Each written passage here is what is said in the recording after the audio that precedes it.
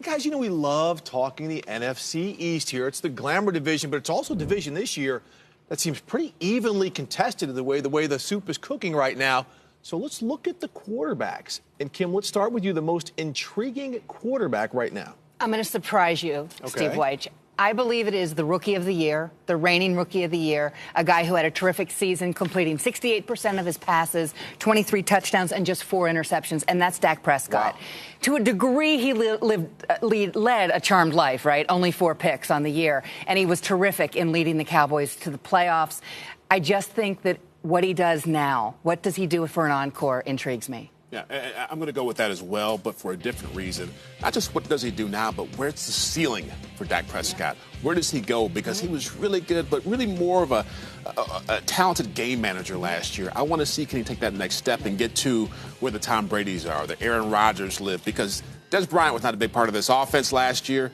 That's where Dak Prescott's got to go. I'm going to go with Kirk Cousins, who we love to talk about, but we know he's got an odd contract situation. He's the franchise tag player. Who knows what his future holds? 4,900 yards last year. Sticky situation, though, with the front office, what they're going to do with him. And don't forget, he loses Pierre Garçon and Deshaun Jackson. What's that offense going to look like?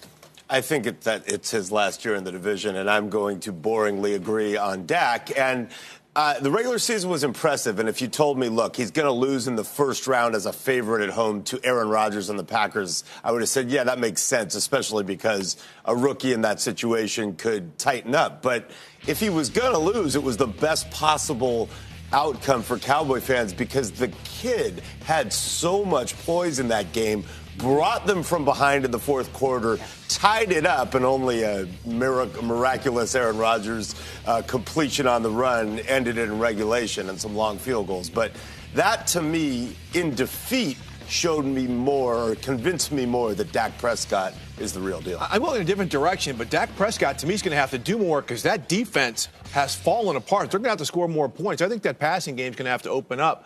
But I'm going Carson Wentz, and that's because he's not joined at the hip with Dak Prescott. He came in the same draft class, highly, number 2 overall draft pick, had an okay season last year, but 16 touchdowns and 14 picks.